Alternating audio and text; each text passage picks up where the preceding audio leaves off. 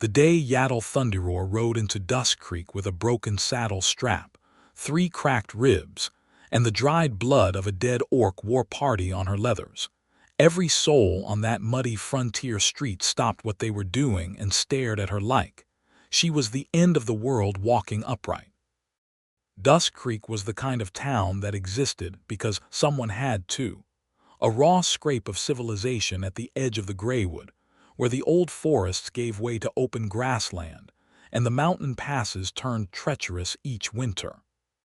There was a livery, a trading post, a tavern called the Buckhorn that smelled of smoke and salted meat, a smithy, 24 homesteads, and a population of roughly 300 people who had collectively survived orc raids, hard winters, and crop failures by trusting no one and feeding no one they had not seen bleed alongside them. They were not cruel people, most of them. They were just people who had learned that the world was merciless, and they had absorbed that lesson deep into their bones. So when Yatul came through that gate on a gray roan horse that looked as exhausted as she did, the town went still in the way that things go still before a storm.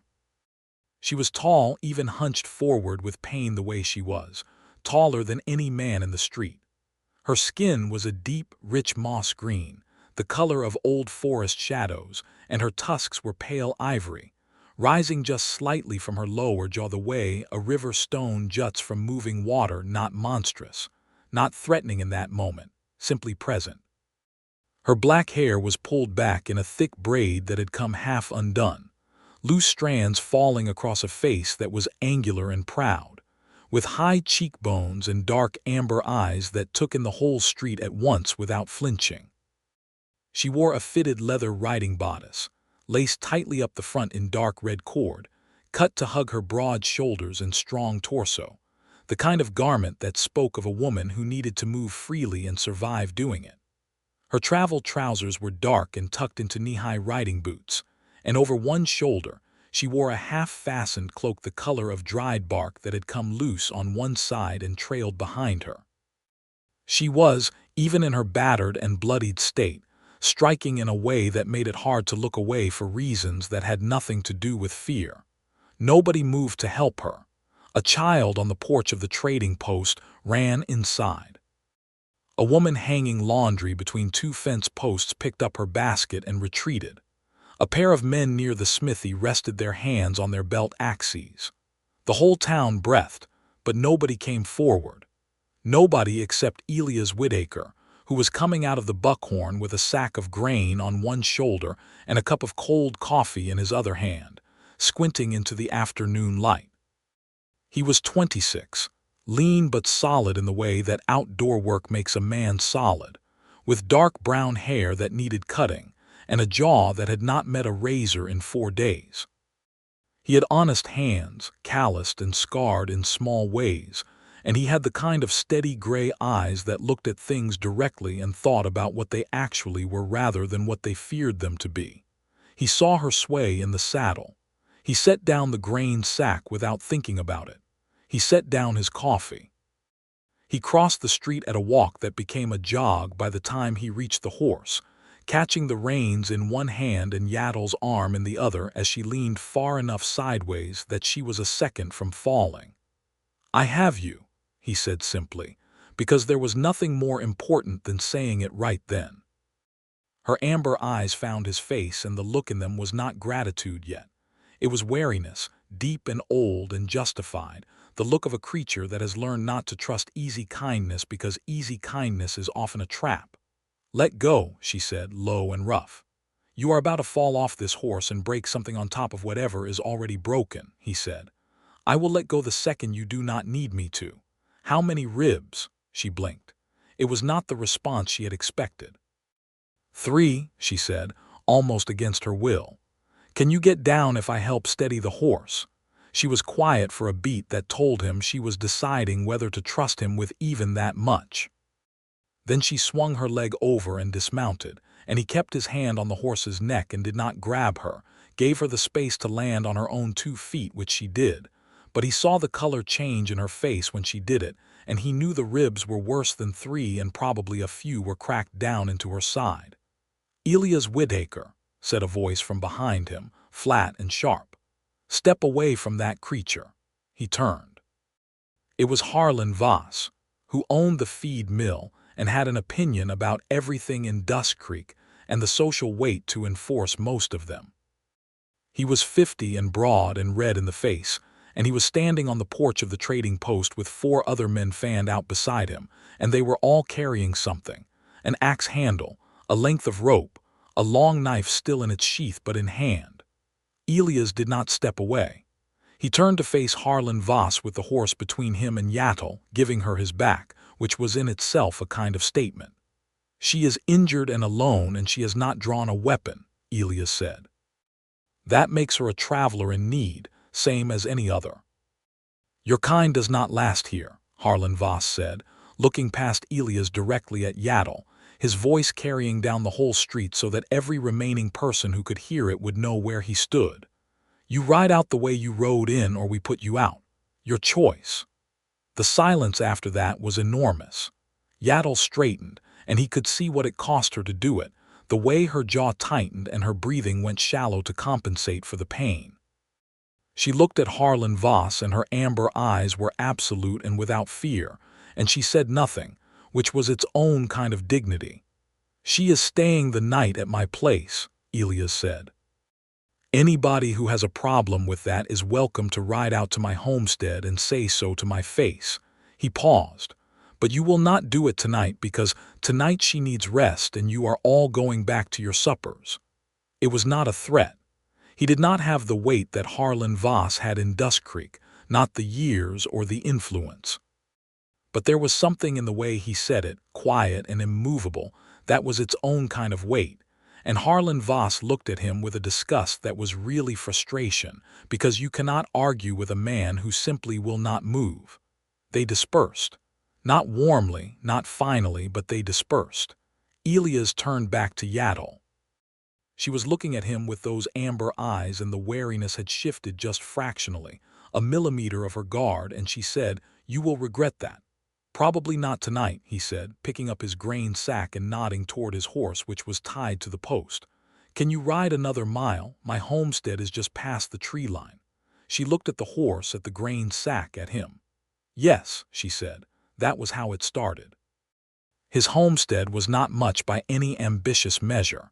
A low log cabin with 2 rooms, a barn that was better built than the house, a good well, 40 acres of cleared land with a kitchen garden, and a wheat field that was 3 years into being properly productive, and a view of the Greywood's edge that was genuinely beautiful on clear days.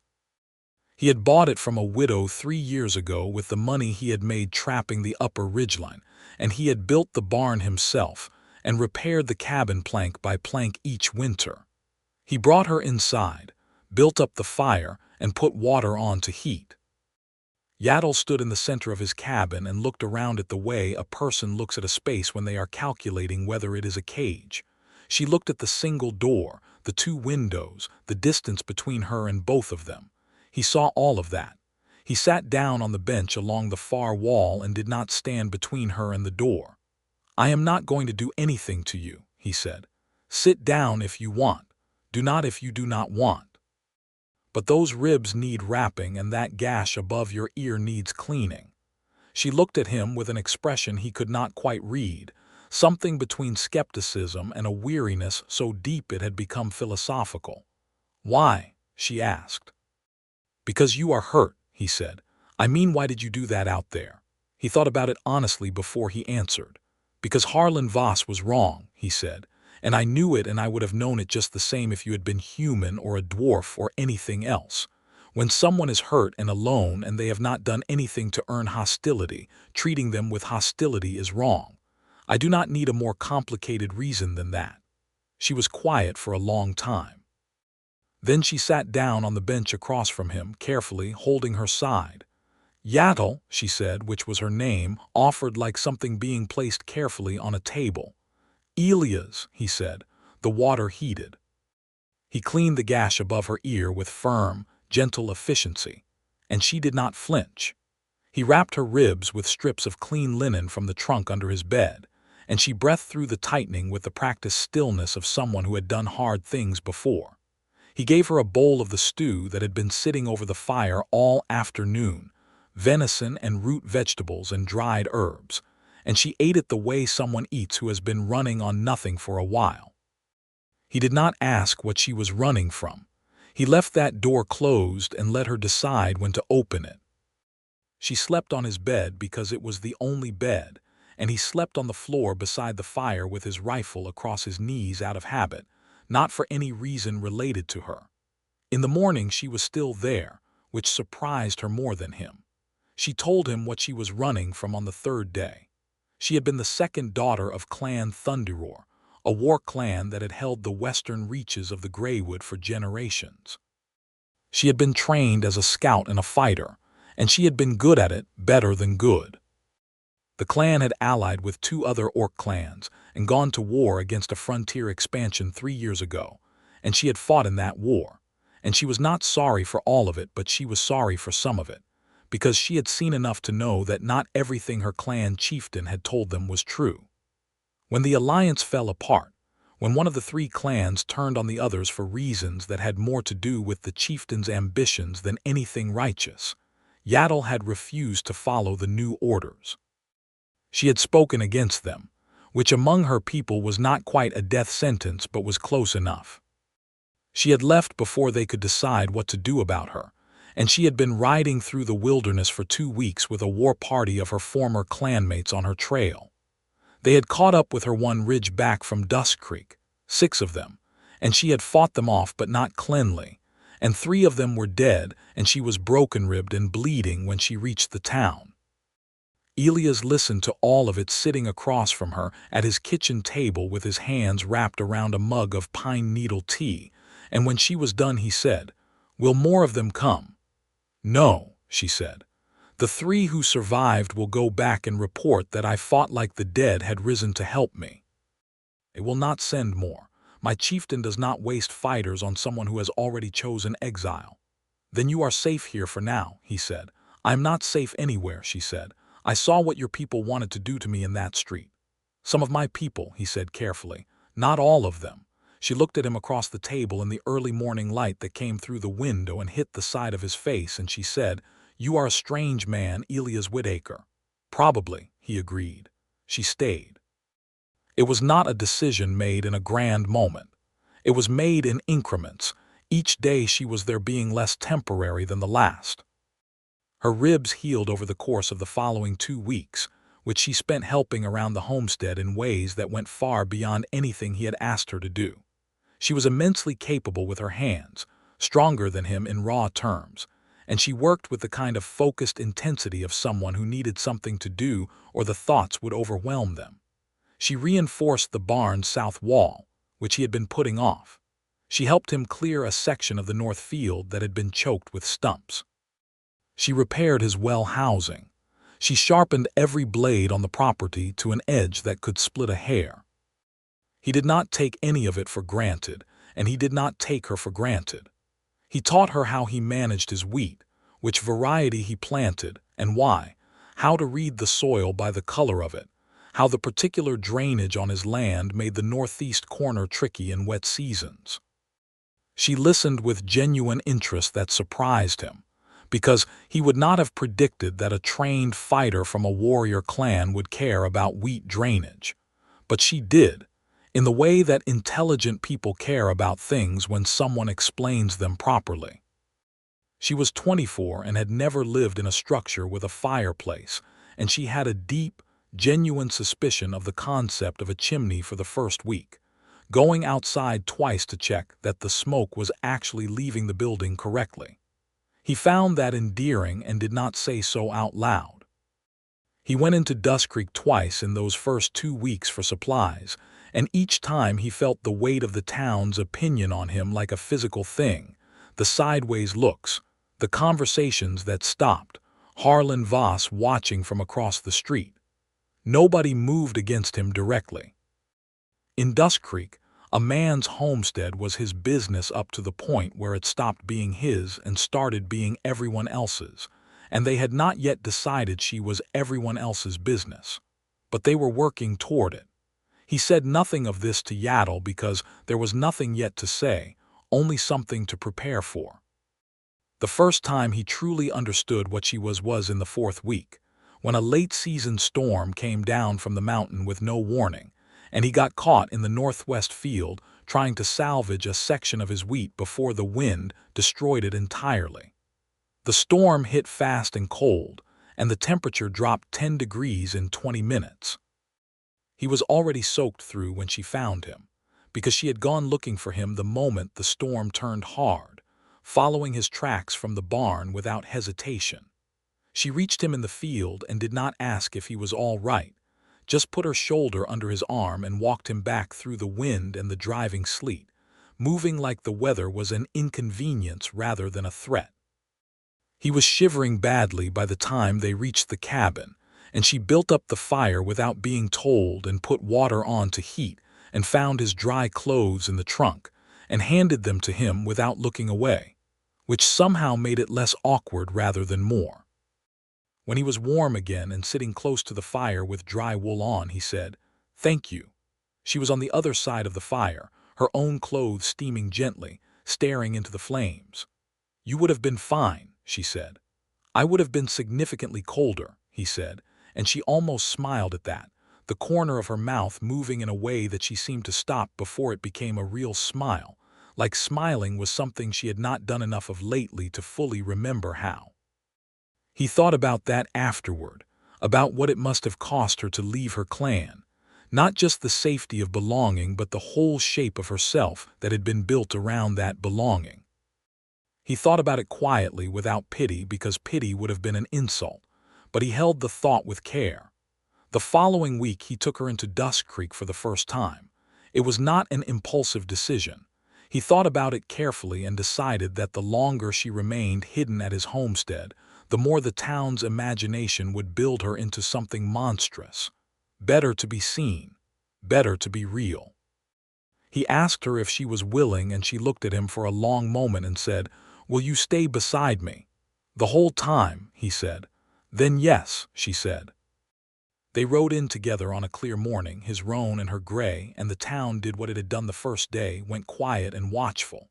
But this time she was not injured and alone. This time she was upright and controlled, riding beside Elias Whitaker, who was nodding to people he knew with a naturalness that was itself a kind of argument. "Look, this is not a threat. This is a person. Look at her and stop looking at your fear." They went to the trading post. Old Petra, who ran it, was 70 and had survived more than anyone else in Dustcreek and had opinions about that experience. She watched them come through the door with eyes like bright creek stones and said to Yatul directly, "You are greener than I expected. The stories make your kind sound gray." "We are green," Yatul said simply.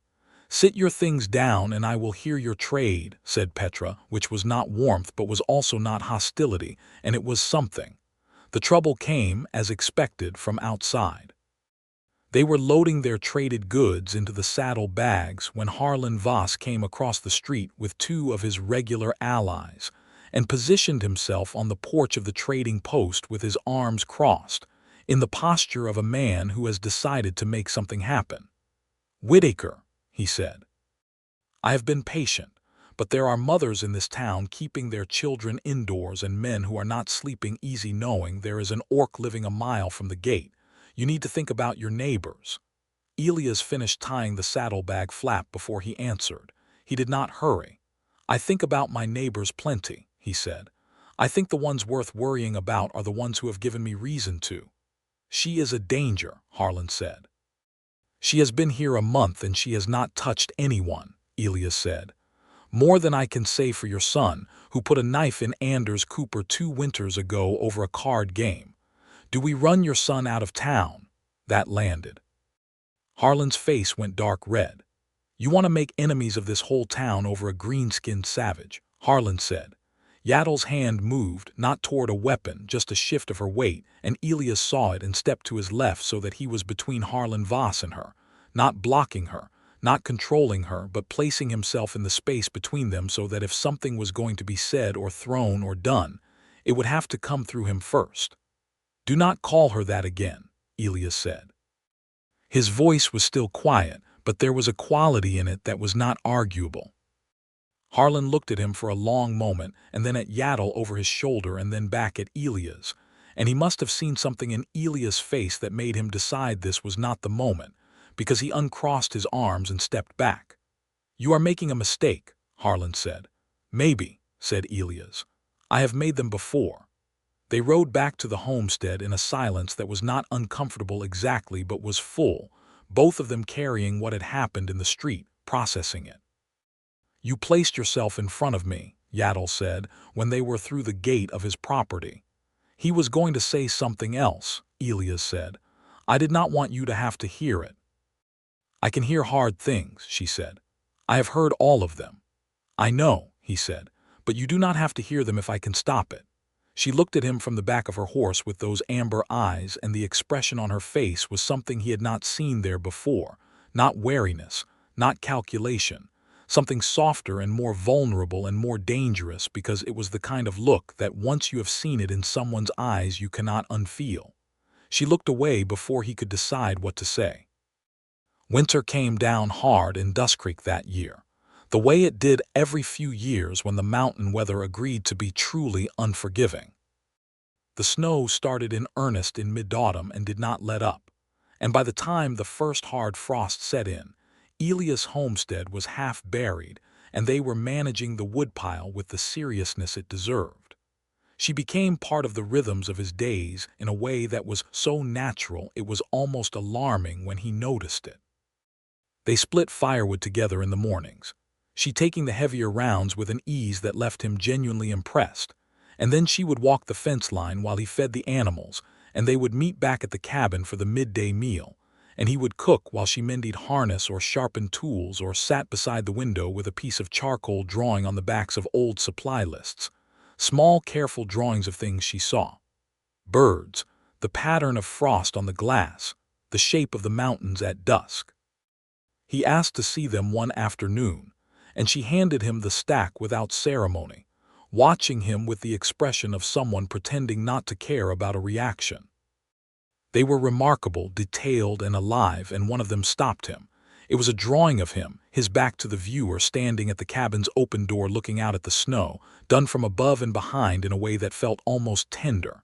He looked up from it and found her watching him with a careful blankness, and he held up the drawing and said, "This one is especially good." Her jaw moved. The almost smile again, that restrained thing. "You stand like that every morning," she said. "Like you are deciding something." "I am deciding whether to face the cold," he said. "And do you always decide yes?" "I always decide yes." "That explains a great deal about you," she said. And this time the smile made it all the way, small but real, and it completely changed her face, made it open and warm and astonishingly lovely. And he felt something settle in his chest with a weight that was very different from the friendly concern he had been telling himself he felt for a person in need of help. That was the night he admitted to himself that he was falling in love with her. He did not say it out loud. He was not stupid. There were 100 reasons that saying it out loud was premature and possibly unwelcome, and he was a patient man who had learned that forcing things made them break. But he sat with it quietly, beside the fire that night while she slept, and he mended a leather strap that had cracked in the cold, and he turned the feeling over in his mind honestly, looking at it from all sides the way he looked at a piece of land before he bought it, and it was real and it was growing and he was not sorry. The winter gave them time and proximity and a shared project, which was surviving the winter with some degree of comfort and getting the animals through it. And these things create their own intimacy whether you plan for them or not. They argued, even, which was its own kind of closeness. She thought his approach to rationing firewood was inefficient, and she was probably right. And he thought her system for stacking it was needlessly complicated, and he was also probably right. And they worked out a compromise that was better than either of their original ideas, and that made them both quietly pleased in a way that had more to do with having solved something together than with either of them winning. She taught him 3 things in that winter. She taught him an orc method of preserving meat with a specific mixture of salt, dried bark, and cold that kept it better than his salting method. She taught him to identify 12 different types of winter bird by sound alone, a skill she had learned as a scout and passed to him with a patient, slightly amused efficiency during their morning walks. And she taught him, very slowly and by example over many weeks, that she was a person of extraordinary interior depth, with opinions about everything from land management to the nature of justice to the right way to cook venison, and that nearly all of her opinions were interesting and many of them were right. He taught her to read in the evenings, because it turned out she could not and had never had reason to before, and he had a small collection of books, a farm almanac, a surveyor's manual, a battered novel about sea exploration that he had read 3 times, and they sat together on the bench by the fire, and he pointed at words, and she said them, and then she demanded to know why some words were spelled the way they were, and the answers were often genuinely unsatisfying, and she had strong feelings about this. The first time she read a full sentence by herself, it was a sentence from the almanac about frost patterns and root vegetable storage, not exactly poetry, but a full sentence. She looked up from the page and found him watching her with an expression of unguarded warmth, and she held his gaze for 3 full seconds, which was longer than she usually allowed, and then looked back at the page, but she was sitting slightly differently, a little less tensed, a little more present. He thought about reaching over and covering her hand with his. He thought about it for a long time. He did not do it that night. He did it 3 weeks later, which was the right time for it. They were sitting side by side on the bench after supper, close enough that their shoulders were almost touching, and she had been reading from the sea novel in a low, slightly halting but increasingly confident voice, and she reached a passage she liked and stopped to reread it silently to herself, and without planning it, he reached over and put his hand over hers, not holding it, just covering it, the way you might rest your hand on something warm. She went still. Not tense, not alarmed, just still, the way a forest goes still before rain. She turned her hand over beneath his and held it. They sat like that for the rest of the evening, her reading aloud and him listening, and the fire burned down and the cabin was warm, and outside the snow was still falling, and the world outside could have been any shape at all, and it would not have mattered. He did not sleep that night for reasons that were entirely good. Spring came to Dustcreek with a violence, the snow breaking and the mud flooding in and everything on the homestead needing attention at once. They worked through it side by side, and the rhythm of their partnership had found itself over the winter and run smooth. And there were long stretches where they worked in companionable silence and other stretches where they talked without stopping. And it was the kind of life he had quietly hoped for since he had first bought this land. The version where it was not just him against the winters and the seasons. One morning in early spring she found him sitting outside the cabin in the cold blue light before dawn, just sitting on the step looking out at the field, and she came and sat beside him and leaned her shoulder against his, and he leaned back, and they watched the sky go from dark to the first bruised edge of sunrise together. "I do not know what I am doing here," she said quietly, meaning Dustcreek, meaning the frontier, meaning the question of what her life was going to be now that her clan was behind her. "You are here," he said. "That is not an answer." "It is not a bad start," he said. She was quiet for a while. Then, "I keep waiting for you to want something from me. Something beyond the help on the land." He turned and looked at her directly because this deserved directness. "I want you to stay," he said. "Not because of the work, because of you. Because the days are better with you in them and I have stopped being able to imagine them without you. That is what I want." The sky was going from bruised to gold at the edges. She looked at him with those amber eyes, and the thing behind them was not wariness now, not calculation, not the careful measuring of a woman who has been given reasons not to trust. It was something wide open and scared and alive. "I do not know how to do this," she said. "Whatever this is." "Neither do I," he said honestly. "I have never done it before either." "That is not comforting." "No," he agreed. "But we are both here and it is morning and I would like to try, if you would like to try." She looked at him for a long time. Then she reached up and put her hand against his face, her thumb just grazing his cheekbone, the touch so careful it was almost not a touch at all, but it was, and it was one of the most present moments of his entire life. "I would like to try," she said. He turned his head just slightly and pressed his lips to her palm, and she made a small sound that was surprise and not surprise at once, and then he turned back and found her face closer than it had been, and he kissed her, and she kissed him back, and the sun came up over the wheat field and the mountains and the long cold winter of every distance between them. It was not a solved thing after that kiss. It was a started thing, which was different and also better. They were tentative with each other in the way of two people who are genuinely afraid to damage something they have realized is valuable, feeling their way into a new shape of themselves together. But the tenderness between them was palpable. He found small ways to show her things without speeches, leaving a wildflower from the field on the table where she would find it, teaching her to play cards, and then losing to her 3 games in a row because she was ferociously quick to learn. She found her own ways back, mending his work coat without being asked, saving the last of the coffee for him when there was only a little left, drawing a new picture and leaving it where he would find it, this one of both of them in the field, tiny against the scale of the sky. He kept that drawing. Summer came, and with it the harder work of the growing season, long days in the field from before light to after it.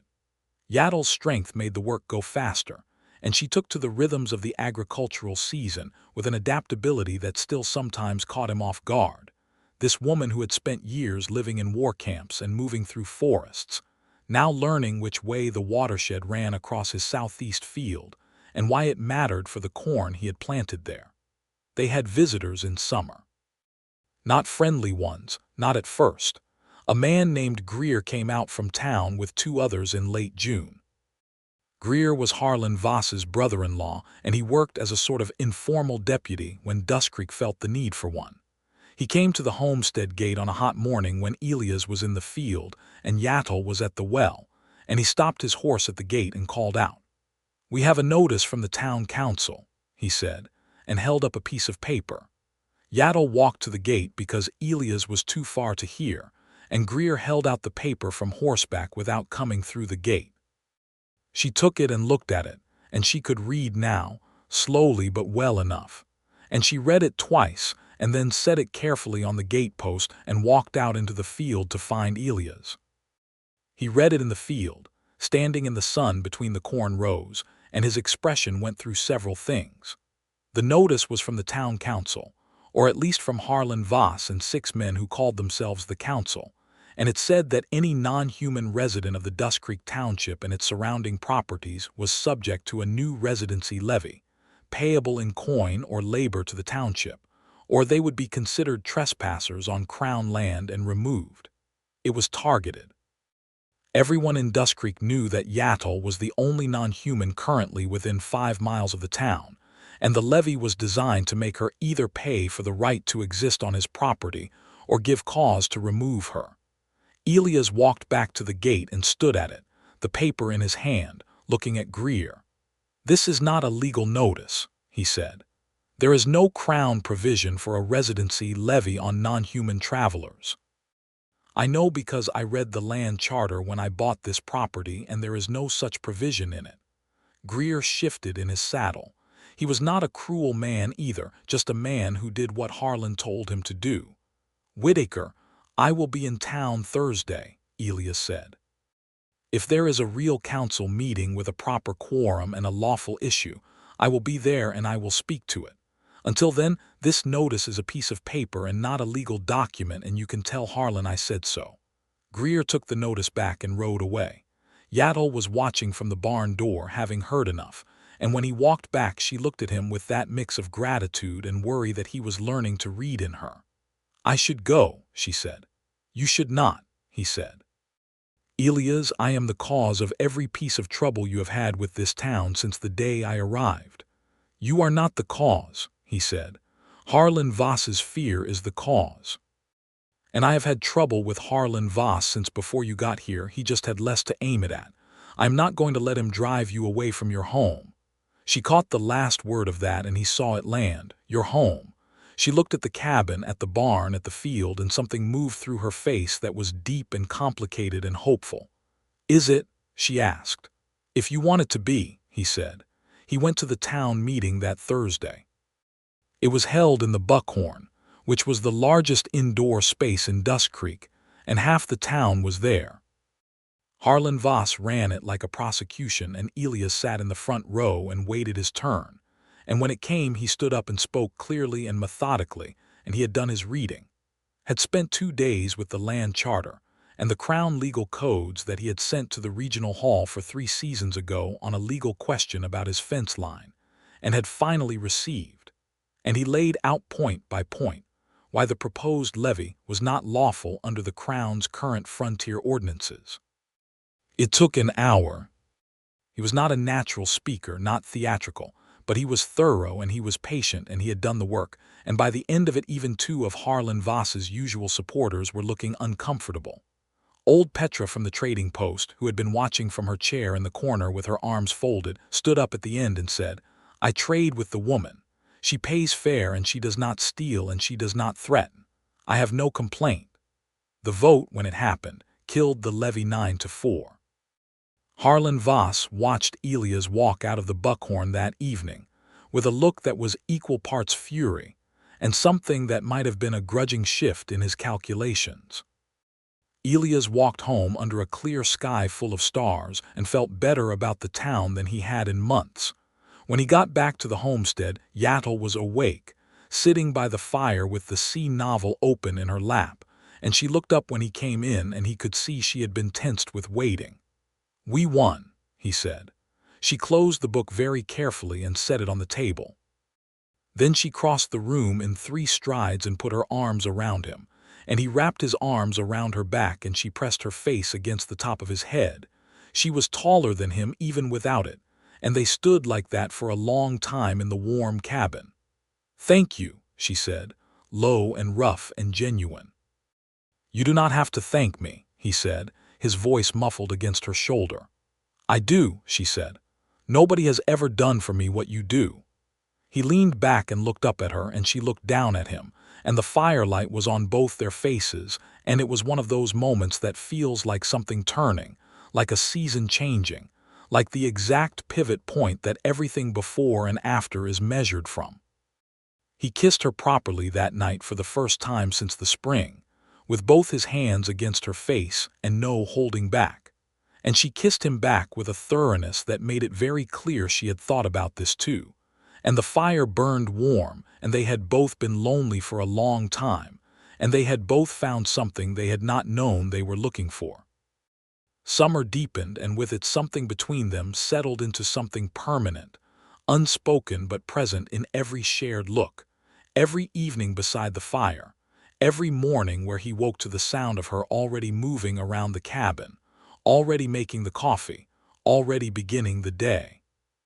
One evening in late summer he asked her about the orc gods, because she had mentioned them obliquely once, and he was curious, not in a challenging way but in the way he was curious about all of her, wanting to know the whole person. She talked for a long time, more than she usually talked, about the spirits her people believed moved through stone and root and weather, about the ceremonies she had grown up with, about the way her clan marked the seasons, about the particular ancestor prayer she had been taught as a young girl and still said privately, in Orc, in the mornings sometimes when she thought no one could hear. He listened with his whole self, not just his ears, and when she was done he said, Will you teach me the prayer, not to use it, just to know it, so I know that part of you too? She stared at him. That is not something you share with outsiders, she said slowly. Then do not share it, he said immediately. I did not mean to push on something private. She was quiet for a long moment. I want to teach you, she said finally, as if this was surprising to her. I want you to know it. She taught him the prayer in Orcish, the sounds of it ancient and rumbling in her chest, and he repeated it back imperfectly, and she corrected him with the patience she had from teaching him, and by the end of the evening he could say it. He said it in his human accent with all its foreign shapes, but he said it correctly, each word, and she listened to him say it with her eyes very bright. Autumn came, and with it the harvest, which was the hardest and most important month of the year on any grain farm, and they worked it together from before dawn to after dark for 3 weeks, cutting and binding and carrying, her strength and his knowledge of the land combining into an efficiency that got the harvest in 3 days faster than Elias had ever done it alone. When they were done, the barn was full of grain, and the root cellar was packed, and the woodpile was enormous, stacked against the south wall in the complicated method they had invented between them. He looked at the full barn on the last evening of the harvest, and felt a satisfaction so deep it was almost reverential. She was standing beside him, and she felt it too, the good weight of something built and secured. "We did well," she said. "We did very well," he said. He reached out and took her hand without looking at her, and she laced her fingers through his without looking at him, and they stood there while the sun went down over the field they had worked together, and the autumn light was gold on everything. There was a horse trader and broker who came through Dustcreek in mid-autumn, a man named Caldwell who had a route along the frontier, and stopped at every town between the Graywood and the mountain passes. He was the kind of man who moved through the world with his eyes very open, collecting information and selling it along with the horses, and he arrived in Dustcreek knowing something that the town did not yet know. He brought news of a treaty. It was not a complete peace, not between all human settlements and all orc clans, but it was a formal agreement between the Crown's frontier governor and 3 major orc clan councils, including the territory that had encompassed Clan Thunderroar's range. The treaty established recognized orc travel rights on certain frontier roads and trading rights at certain posts, and it included a formal acknowledgement of the orc clan's claim to specific forest territories. It was far from perfect, as most treaties are, but it was real and it was signed, and the horse trader Caldwell had a copy of the document, which had been posted in every frontier town with a garrison. Elias heard about this from Caldwell over a cup of something warm in the buckhorn, and he sat very still while Caldwell talked about it, feeling the shape of the implications arrange themselves. He came home that evening and told Yatul. She read the treaty document which Caldwell had let him copy relevant sections of, sitting at the kitchen table in the lamplight. She read it twice. Then she looked up, and her expression was something he could not name, layered and complicated. "Clan Thunderroar is part of the recognized territories?" she asked. "Yes," he said. "The Western Graywood clans are all named."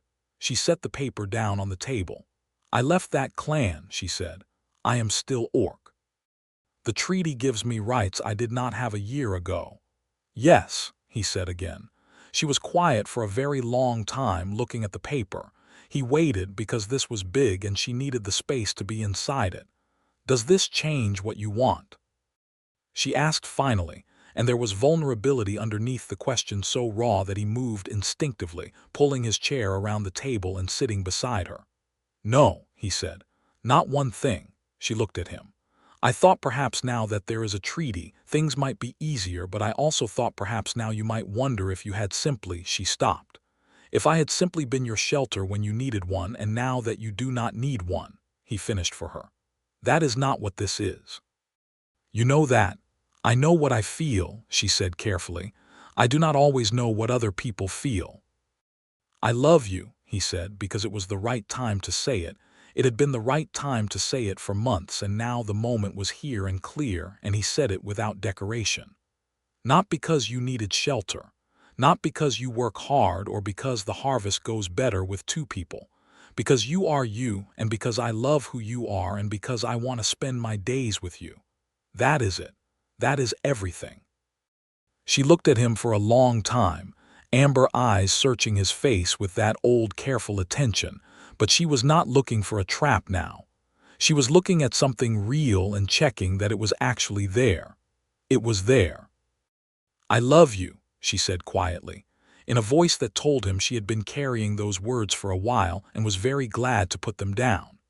He took both her hands in his and held them, and she leaned forward and rested her forehead against his, and they sat that way for a long time while the lamp burned steady and the autumn wind moved against the windows. The weeks that followed had a warmth to them, a comfortable rightness. They were no longer two people navigating the peculiar territory of possibility.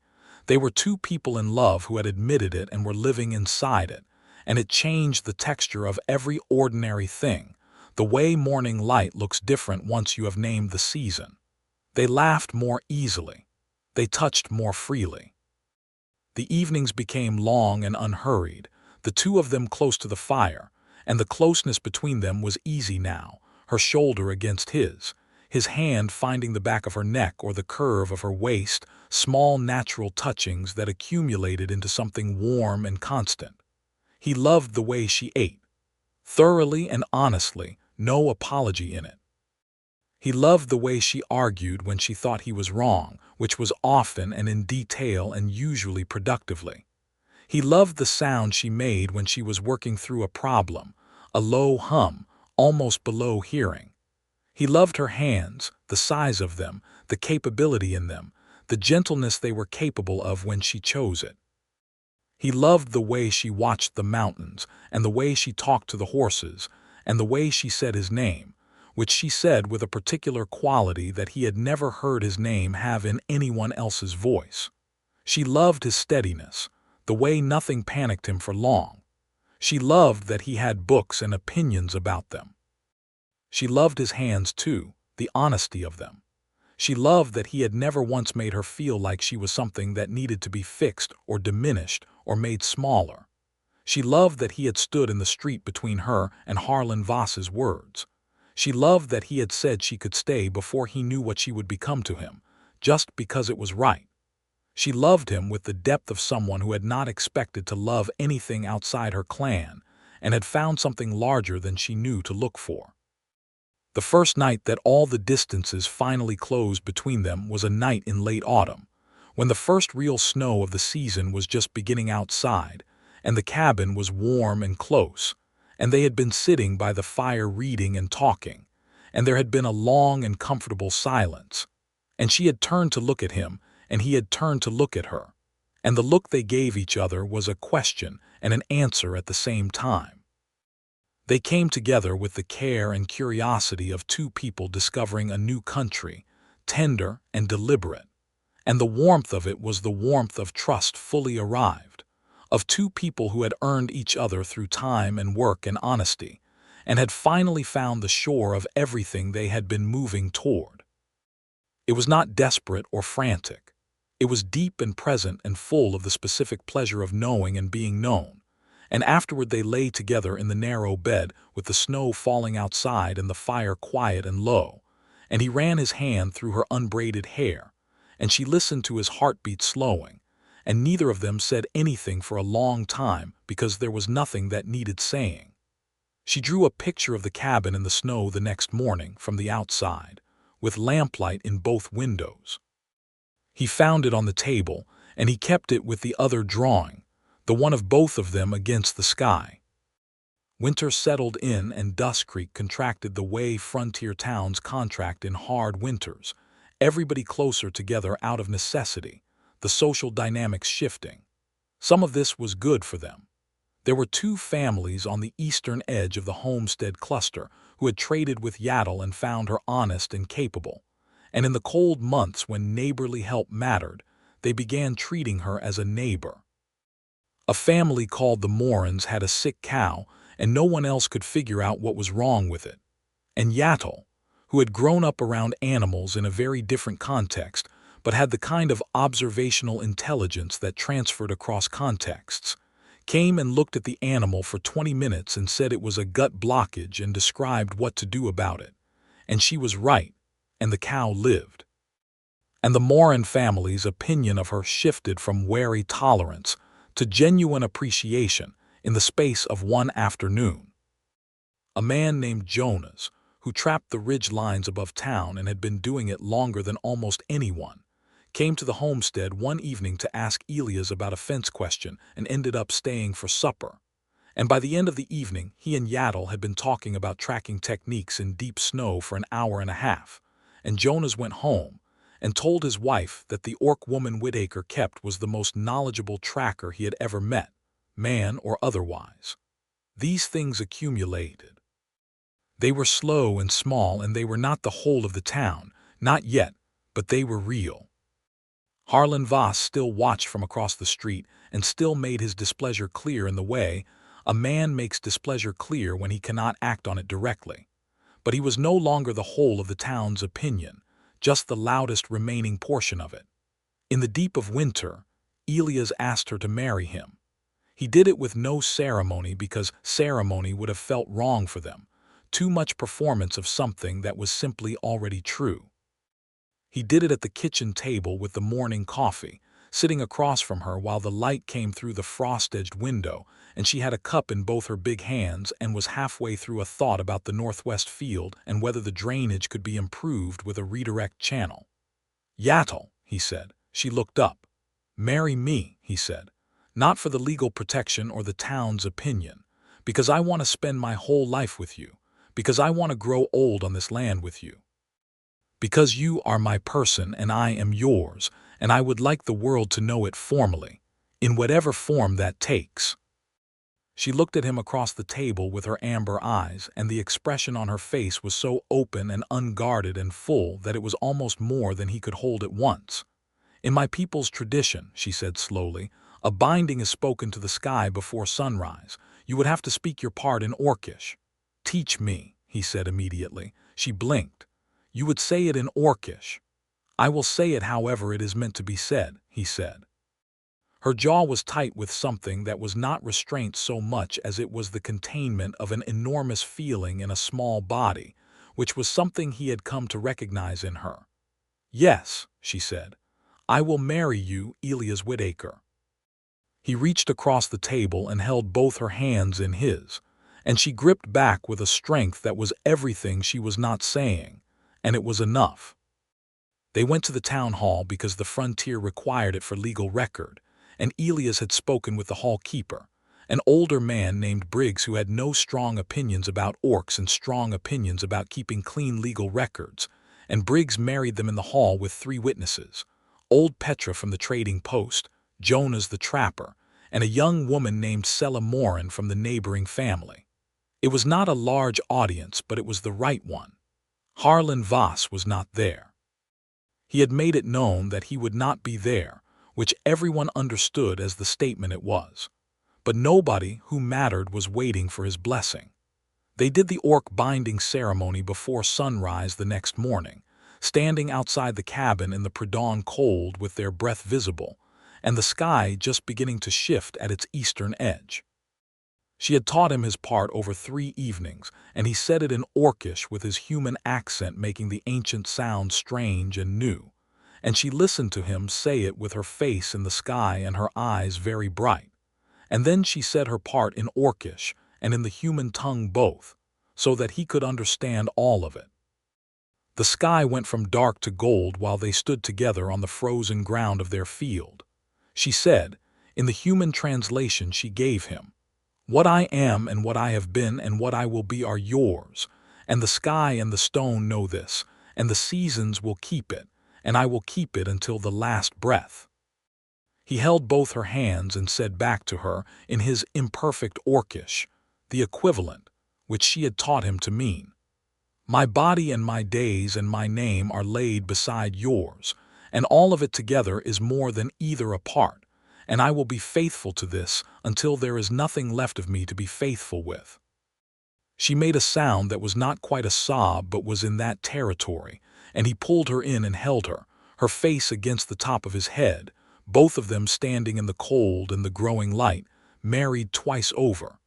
Spring came again, and with it something they had not planned but had not planned either. Yatul was carrying their child.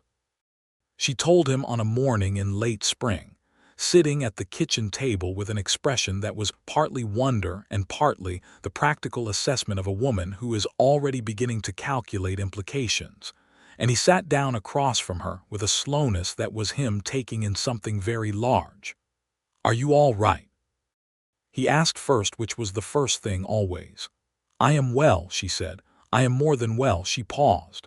I did not know if this was possible, she said, meaning a half-orc child between them. Apparently it is, he said. There was something growing in his face that he could not entirely contain, a spreading and helpless warmth. Elias, she said, slightly exasperated by his expression. I cannot help it, he said. You are going to have to let me be like this for a moment. She looked at him, at the happiness in his face that was too large to be polite about, and she reached across the table and put her hand over his.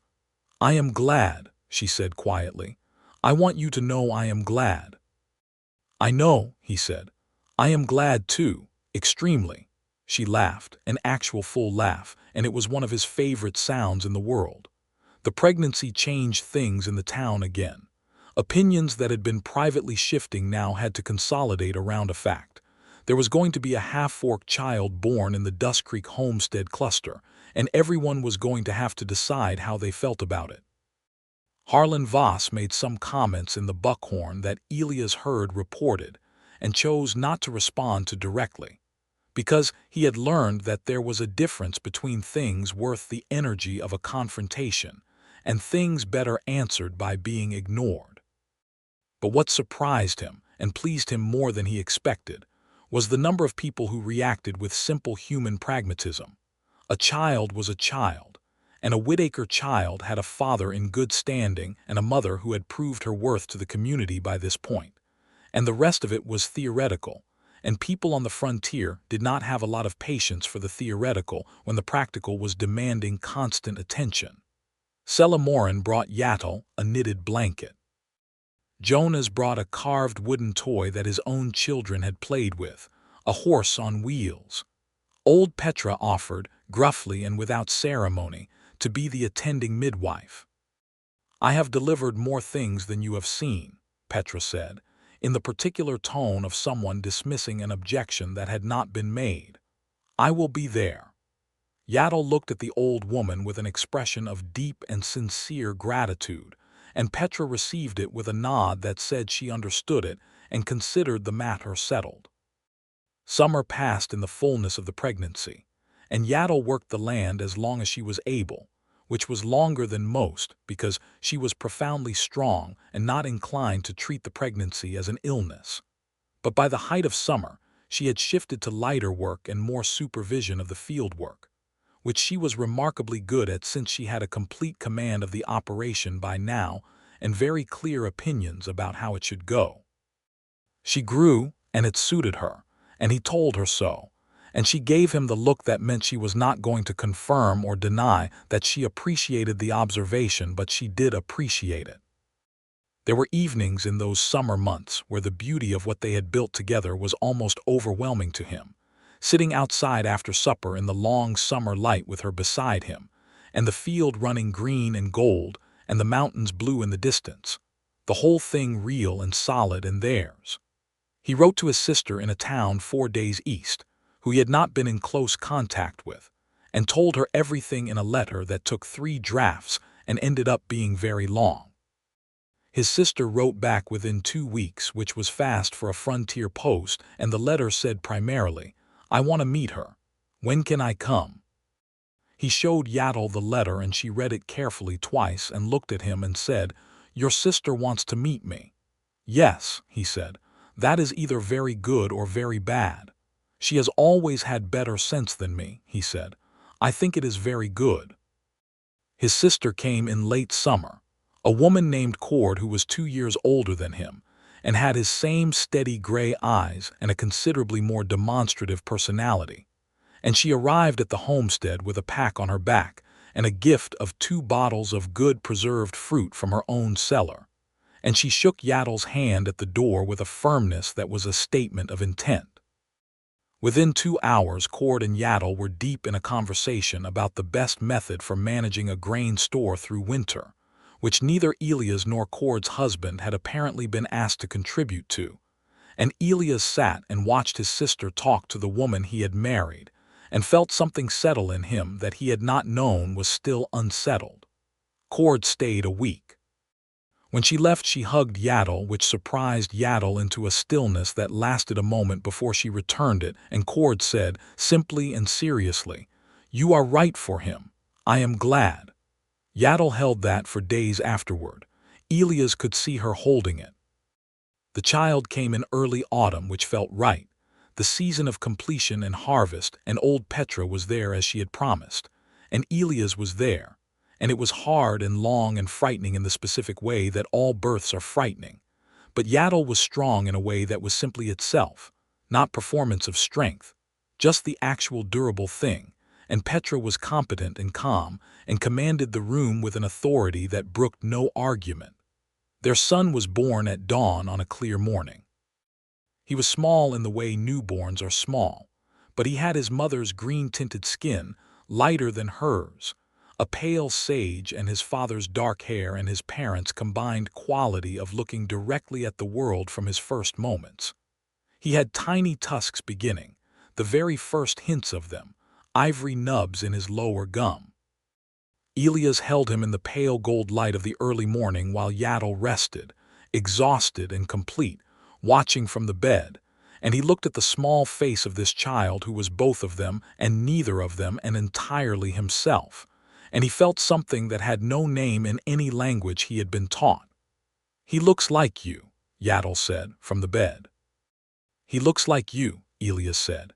"He looks like himself," she said, which was the most accurate thing. They named him Yatul Thunderroar Whitaker, which was both of them in one name, and it was written in the Frontier Record book at the town hall by Briggs the hall keeper, who recorded it with neat, unhurried lettering and did not comment on the unusual combination. Harlan Voss left Dustcreek the following spring. He did not leave dramatically. He simply sold his mill to a man from the east and moved on, the way people move on when the town has stopped validating the particular shape of their importance. The mill's new owner, a practical and unassuming man named Ferris, had no opinion about orcs and a strong opinion about profitable grain processing, and he and Yatul got along efficiently from their first meeting. Yatul grew. He was a remarkable child in the way that children of two different people sometimes are, as if the collision of inheritances had produced something new and specific, rather than simply blended, with a strength that was clearly his mother's, and a patience that was clearly his father's, and a curiosity and intensity that was entirely his own. He had his mother's amber eyes and his father's tendency to look at things directly before deciding what to do about them. Yatul taught him the ancestor prayer in Orcish before he could speak a full sentence in either language, because she had decided that both parts of who he was deserved to be given to him early, not as a conflict to resolve but as a richness to carry. She taught him to track and to move quietly through the forest. Elias taught him the land and the seasons and how to read, and later how to manage the crops and care for the animals. Together they taught him that the world was not as frightening as it sometimes wanted to be. The homestead expanded. They added a second room to the cabin in Yatul's second year, then a proper covered porch in the year after that. The north field that Yatul had helped clear in her first winter was now productive, and they had purchased the neighboring 40 acres when the previous owner moved on, and Elias had taken on 2 hired hands during harvest season, young men from town who came to the Whitaker farm, because the wages were fair, and the work was straight, and they had heard from their fathers and older brothers that you could learn something on that farm worth knowing. The fact that the farm's co-owner was an orc woman was, by this point, simply a fact about the farm, one that had been argued and processed and eventually absorbed by Dustcreek the way towns absorb all their facts, slowly and imperfectly, and then all at once. There were always some who did not like it. There would always be some. But there were more who simply knew Yatul Thunderroar Whitaker as the woman who had saved the Morin cow and taught Jonas the tracker, something he had not known, and paid fair at every trade, and helped the Bellison family with their roof after the spring storm damage, who had a serious son with sage-green skin and dark hair and amber eyes, who could outrun every child in the township, and was currently beginning to show a facility for mathematics that suggested he might need to be sent to a proper school one day. In the autumn of their 7th year together, when Yatul was 5 and walking through the world with the absolute confidence of a child who is completely loved, They had a second child, a girl, born easier than Kale but with his mother's voice from the first moment, a volume and presence that announced herself into the room.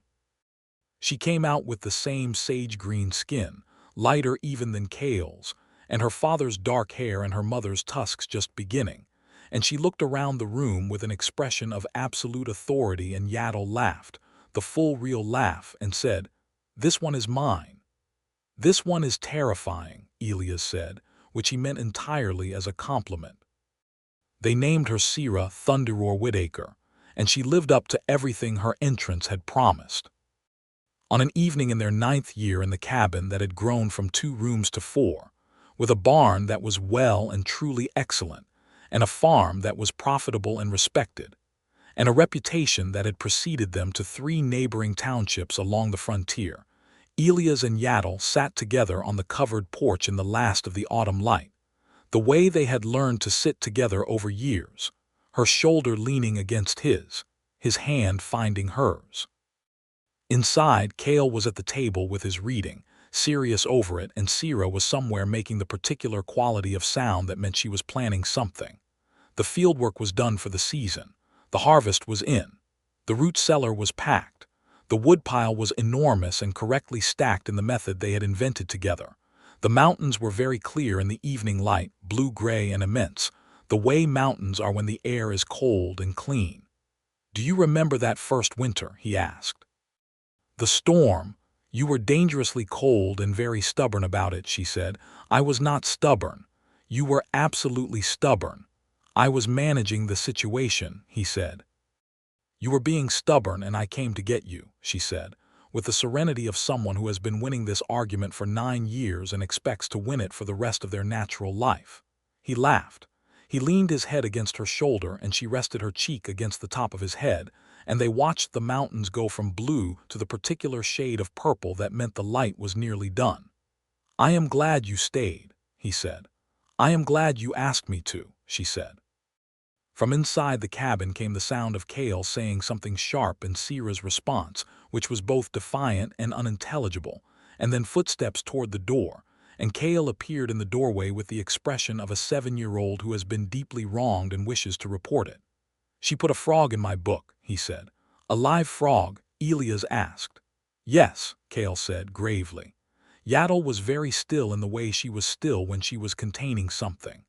"The frog is not hurt," she said. "The frog is fine," Kale said, outraged at this line of questioning. "I am asking about my book."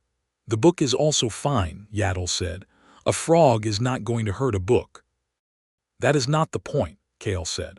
"You are right," Elias said, standing up.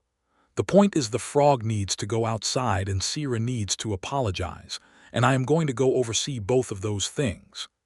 He squeezed Yatul's hand as he stood, and she held it for a moment, and he went inside and she stayed on the porch in the last of the light with the mountains going purple and the sounds of her family in the lit cabin behind her.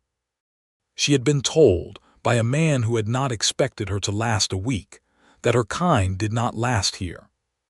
She had outlasted the pronouncement, and the man who made it, and 3 hard winters and a town's fear, and the grief of exile, and the long slow wait of being a stranger in a world not built for her. She had outlasted all of it, not by fighting it all the time, not with rage or bitterness, but by simply continuing, by choosing each morning to stay and work and love the specific and extraordinary life she had been offered by a man who looked at her and saw a person and stepped forward. She had outlasted the story someone else had tried to write for her.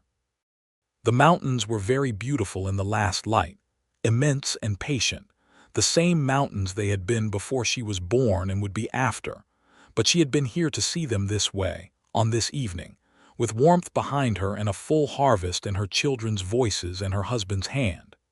She said the ancestor prayer under her breath, the old orcish syllables, to the mountains and the sky and the coming dark. And the sky heard because it always hears, and the mountains kept their silence the way mountains do, which is the silence that means, "I know, I saw, it was enough. It was more than enough. It was everything." Inside the cabin, Sierra was apologizing to Cale with the particular sincerity of a child who is also not sorry at all, and Elias was navigating this with the patient and only slightly defeated expression of a man who knows he is outnumbered by personality, and the fire was burning and the lamp was lit, and the window was warm and yellow in the gathering dark. Yatul Thunderroar Whitaker stood up from the porch step and went inside to her family. The door closed behind her. The mountains kept their watch.